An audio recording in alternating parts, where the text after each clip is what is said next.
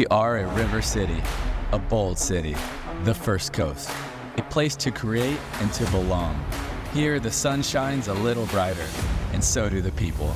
We share a love for our region, a pride for JAX, and a passion for the beautiful game, dedicated to giving everyone a sporting chance. Together, we will elevate soccer and sport in our community by lifting every voice. We are Sporting Club Jacksonville. We are Sporting JAX.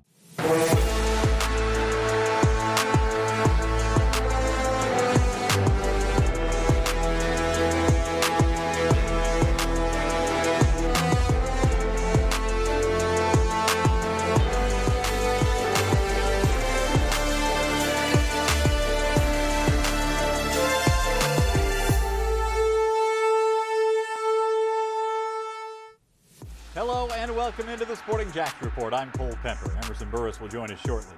We'll have a closer look at the U.S. men's national team's performance in the Gold Cup and a report from Becky Burleigh from the Women's Euros.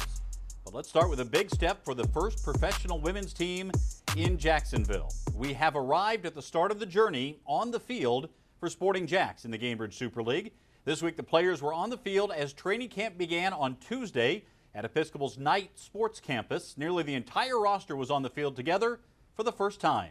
It's a first step toward the start of the season and a next step toward building the club culture.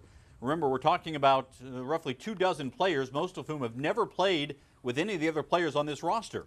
It's a start, and more than that, it's only the beginning. This was the day that we've been waiting for, and finally feel like a coach again. You know, you get your identity back. But it was fun to be out there. The girls did great. We asked for, you know, lots of effort and application every day, and they gave that today.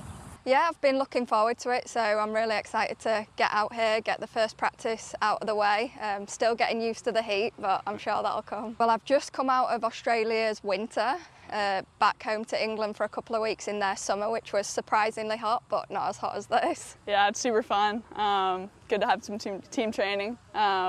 Yeah, I've been training by myself for a little bit, so to be surrounded by people is a big change, and I really like it. So yeah, it was a fun day. A little hot out here, but we're getting used to it. Yeah, it's weird. I was the youngest player in Chicago like the whole time. I feel like I was the baby, and now to be 2 years pro and have some experience is a shift. So I look forward to it. Hopefully be a leader and yeah, use my past experience to help the team.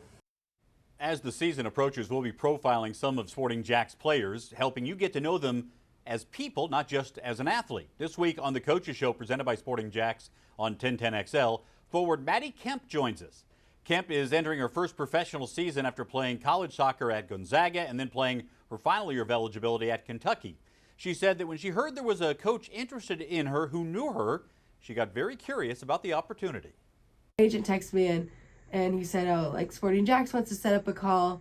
The new head coach hasn't been announced yet, but apparently she knows you. It was like maybe a day before the call, and I asked the Thorns assistant coach if she knew who it was, and she told me it was Stacey, and then I found out that, oh, Stacey coached at Vanderbilt, and that's how our paths have crossed. Mm-hmm. And so that was like a cool experience because I actually had no idea, but Vanderbilt is a very successful program, and so that was cool, and SEC experience, and it's cool to have something to relate over. So that's kind of how that all started. I love working out.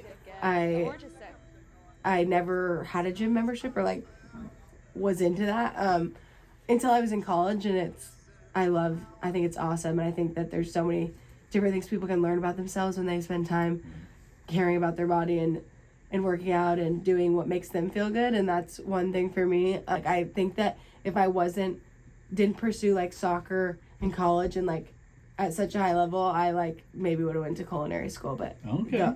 No, anybody listening, don't tell anybody I said that. But like I love cooking, and I learned that from my mom. Kemp will be one to watch on the field. She loves to score goals from distance, and she's not afraid of mixing things up. I think Sporting JAX fans are going to enjoy watching Maddie Kemp on the pitch. Another veteran is joining the roster. On Wednesday, the club announced the addition of defender Julia Lester. The former Florida Gator played for Becky Burleigh and Sporting JAX assistant Alan Kirkup at UF.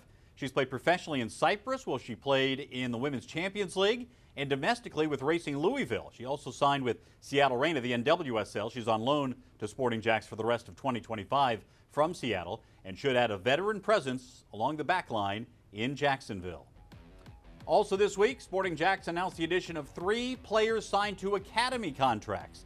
These are all players under the age of 18 who can practice and play with the pro team without jeopardizing their college eligibility. Midfielder Sydney Schmidt, who has recently represented the United States on the U17 youth national team, is among them. She played high school soccer at St. John's Country Day, where her father was an assistant coach. She's committed to play at Florida State.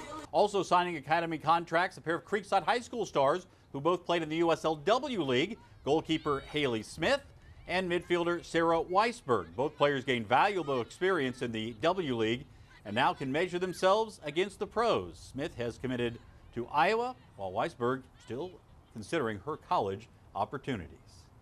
Yeah, that's just like seeing where kind of our club has like spiraled to, and seeing that like it's in front of my eyes now. It's not just something that like is talked about but isn't really like achievable. Like it's been achieved, and like seeing that is just like it's kind of like an I made it moment. It's like I'm a part of this, but also like seeing a professional club in my city is like everyone around me can benefit from this, and like all these young girls are kind of looking up to something that's not far from them in the future, and it's just like a goal for them, but it's also like having the fans and the support of like our entire city coming out to the games is going to be amazing. I think it'll take it to the next level and progress by a lot. Not just for me, like as you said, for women's soccer, it's for everyone. It's going to be a great thing, and if you want to play in your hometown, it'll be a great opportunity just to get better as well. Speaking of the USLW League team, their remarkable season came to an end last weekend in a shootout loss to Lone Star FC from Texas. The game was a 0-0 draw through regulation, then through extra time. Sporting JAX fell 3-0 on PKs, the only loss of the year, and it comes on penalties in the postseason. The men's pre-professional team awaits word on who they will play in the USL League 2 playoffs. Sporting JAX won the division and will look to make a statement in the postseason as well. Time now for our USL Championship game of the week. This week it's a battle in Texas as El Paso Locomotive hosted San Antonio FC. El Paso has been a surprise team this year, and a win over San Antonio would be a big statement for the Locomotive. To El Paso we go, and we did see some fireworks here early on in this battle in the Lone Star State. 11th minute, Juan Aguadello opens the scoring for San Antonio. Watch this right-footed shot. Upper 90. San Antonio leads it 1-0. It would remain that way through the first half and into the second. 67th minute, Armando Moreno brings El Paso level after a rebound opportunity, buries the left-footed shot from the left side of the 6-yard box, all tied up at 1. 83rd minute now, set-piece danger for El Paso. Nicky Hernandez whips the ball in. Alex Crognell pounces in the box, finishing from close range to put San Antonio back up 2-1. Final moments now after 10 minutes of stoppage time. 10 minutes of stoppage time. San Antonio holds on for the victory. A 2-1 win on the road. And we now welcome in Mauricio Ruiz. Mal, what San Antonio has accomplished this year really shows that they are a contender in the West. It's been impressive. It is, and they've had a couple bad seasons, but let's not forget San Antonio has a championship caliber organization. And they've won the league not too far, but a couple years ago. So there's a team with a lot of expectations, and what a result going down to El Paso, which are right there. Once again, probably the biggest surprise of the year, Cole, to be honest, for El Paso to be challenging at the top. But what a big win for San Antonio to go down to El Paso in state rivalry and get that result. All right, let's take a look at the standings here. Starting with the West, New Mexico United still on top, but San Antonio right there. Those two teams starting to establish themselves as the teams to beat in the West. El Paso still hanging in third. Tulsa's also been a very good story so far this year. One of the traditional contenders atop the West, Sacramento, still within striking distance and still more than half the season to be played. At the bottom of the Western Conference, the defending champions, Colorado Springs, from the penthouse to the outhouse, at least for now. See if they can rebound as the season goes on. Looking to the east, Lou City continues to be the class in the east with Charleston Battery right behind. Loudoun United, one of the surprise teams of the year as well, hanging in third. And we're keeping an eye on Tampa Bay Rowdies. Can the Rowdies get off the bottom of the pile and work their way up into playoff positioning. It's still a long way to go. They've got a new manager they just named. We'll see if it turns things around for the usually very strong team in Tampa. Sporting JAX takes the pitch for the first time on August the 2nd against the Scottish champions, Hibernian FC. Then 8 days later against Wrexham. We have a great deal for you on tickets when you buy both games. We're calling it the Euro Pack, and it ensures your best price outside of season tickets. Go to sportingjax.com/Europack or call 904-863-KICK to be there for the historic first games for Sporting JAX. Season tickets for the inaugural season are on sale now. Starts at just $10 per game for students, goes up to the premium and field seats. You can pay for your season tickets with an interest-free installment plan. Get all the benefits of a season ticket owner from your very first payment. Be part of the first professional women's team in Jacksonville.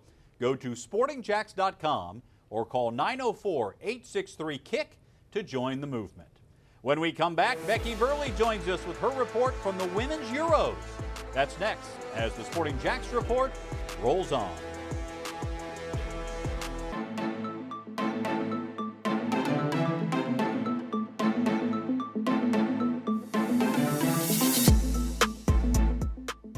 Nationally televised USL Championship game is scheduled for tomorrow at 5 p.m. as the Pittsburgh Riverhounds host Loudoun United at Highmark Stadium.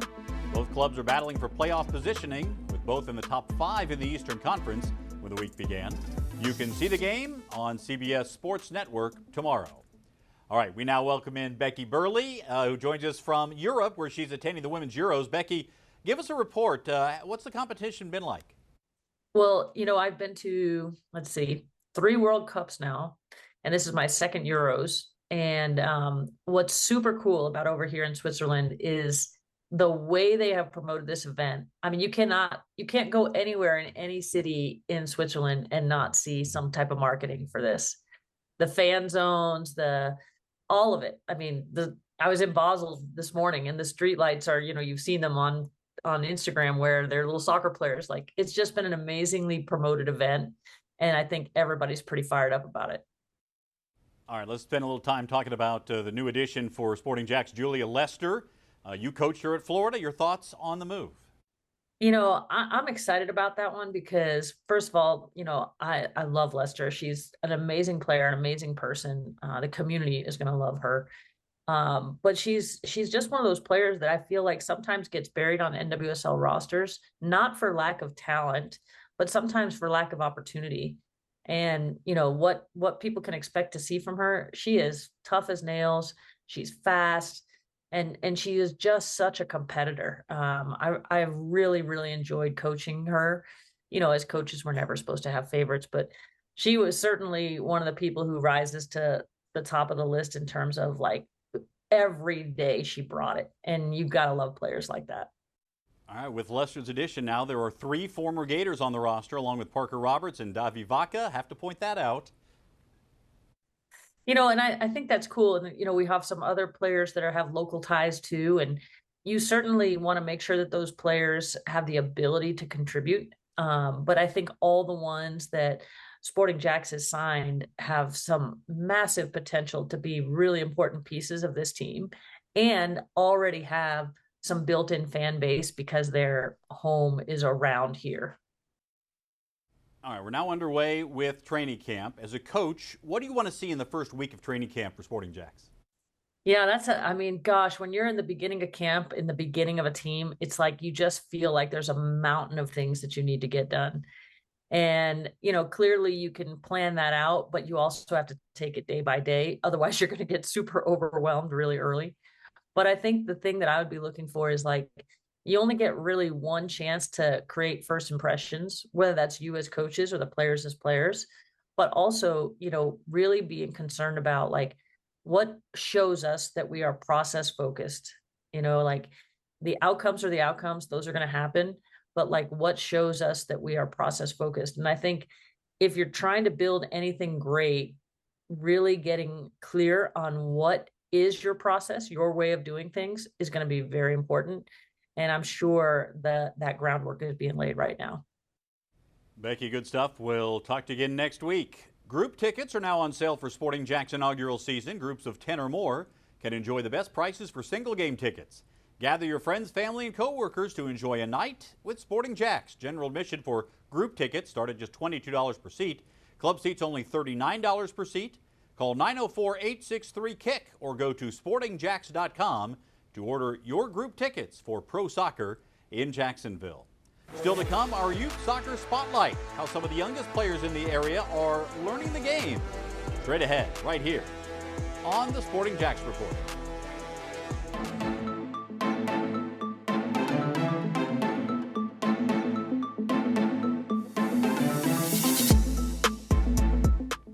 The inaugural Sporting JAX kit has been unveiled, and now you can order your own. Use the QR code on your screen to order your official Sporting JAX shirt. You can also go to sportingjax.com/shop to buy other merchandise from the official team store.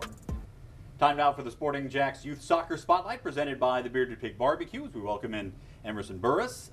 This summer, some of Sporting JAX top academy teams are getting on the road. They sure are. This summer, some of Sporting JAX top academy teams are headed to nationals. I caught up with some of the coaches, players, the club as a whole before they hit the road to see what's fueling this championship run.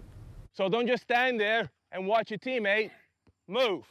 And after you move, you do what? It's been a season of progress and pride for Sporting JAX, especially the 2008 girls team. After a rocky start, the group found their rhythm at just the right time. I think we really got far into our season. During the end, we started winning more and we got more confident into the tournaments and showcases. And now they're Denver bound, with nerves turning into excitement. I'm more excited, I think, more than nervous, because I've already been, so I just know that it'll be a good experience. One key to their rise, chemistry. They just have a really good connection, and they just are really good friends, and they know each other really well. Everyone getting their effort, just being a family. Grit, chemistry, and consistency have defined the 2008 squad all season, and head coach Penza says their success is anything but accidental. Whether they play the best team or the worst team in the league or any kind of competition, they never give up, they outwork, they're tactically very, very organized, and they're very disciplined, so they've gotten a lot of good results. They have a very good goalkeeper that keeps them in the games, and they in the hard-fought battles, they always find a way to win. The roster is locked in, and so are the expectations. We're going to be very, very competitive against some of the best teams in the nation, and we're going to try to find some results. Our goal is to make the finals, and if we win as well, that's even better. Sporting JAX is building more than players. They're building culture. It's just their pride and desire to be very, very competitive is what's always stuck to me with this group, and that's always going to be my best memory of this team, is their grit and desire. Sporting JAX has a total of 7 teams headed to nationals, including that 2008 squad, and we are wishing them all the best of luck. What a great experience, too, for them to be able to play a national tournament like that and to cap off a big season before they quickly turn the page going to next week. Speaking of turning the page, let's spend a moment on the Super League team. You've been out there at training, had a chance to interact with some of the new players. What sense of the personality of this team are you starting to get? There is a very wide variety of personalities. There's very loud, very quiet, lots of leaders. I'm so excited to see how these personalities continue to develop and see the players come out of their shell over the next few weeks. And that'll be a big thing here on this show. We'll be continuing to bring you more so you can get to know the players for Sporting JAX as the first season of professional women's soccer in Jacksonville approaches. Emerson, thank you so much. For more on Sporting JAX in the world of soccer, join Mark Warburton, Stacey Balaam, and me every Tuesday night at 6 on 1010XL for the Coaches Show, presented by Sporting JAX. You can listen on air at 1010 a.m. or online or on demand at 1010XL.com. Be sure to join Mauricio Ruiz, Becky Burleigh, and me every Thursday night at 6 for the Sporting JAX Soccer Hour. We cover the entire soccer world, including Sporting JAX and the USL. That's Thursday night at 6 on AM 930 Fox Sports Radio Jacksonville or the iHeart app. Still to come, Mauricio Ruiz rejoins us to size up the U.S. men's national team and what they've accomplished in the World Cup, or rather the Gold Cup. That's next as the Sporting JAX Report rolls on.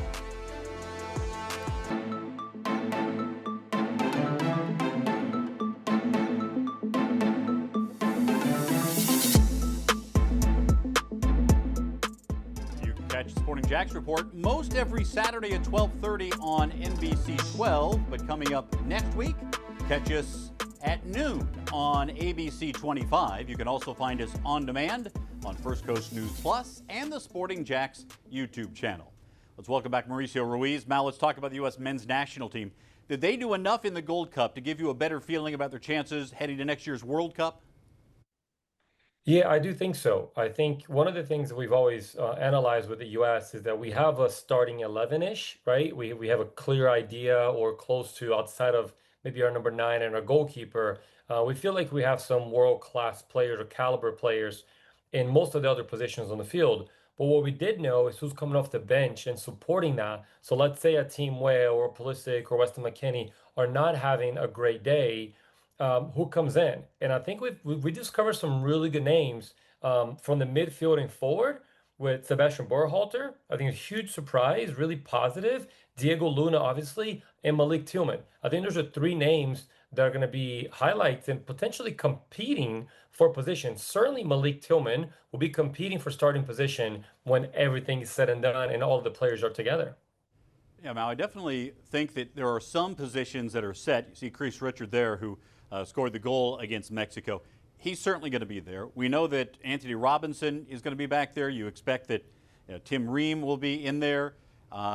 You would think that Tyler Adams would be a shoo-in to be a starter. But I do think there are more questions probably about the starting 11 now than we had before the Gold Cup. Maybe that's a good thing. Some players starting to show themselves a little bit. Patrick Adjumon could be a player who could make a difference in some regard for the U.S. Diego Luna had a tremendous Gold Cup, wasn't quite as good in the final. Maybe started thinking about the stage he was on. That's something to be considered as we move forward as well. Malik Tillman also very, very good and may have found a spot in that starting 11. These are big questions for Mauricio Pochettino as we start looking ahead to the World Cup. Again, less than a year away from the World Cup coming to the United States, Canada, and Mexico. There is going to be a huge spotlight put on the World Cup host countries.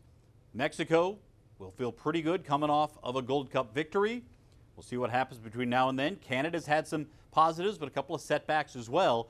This is going to be an enormous summer for soccer next year here in the United States. I think back to 1994, the last time the World Cup was here, that basically launched Major League Soccer. I think this is going to have a major carry-on effect as well.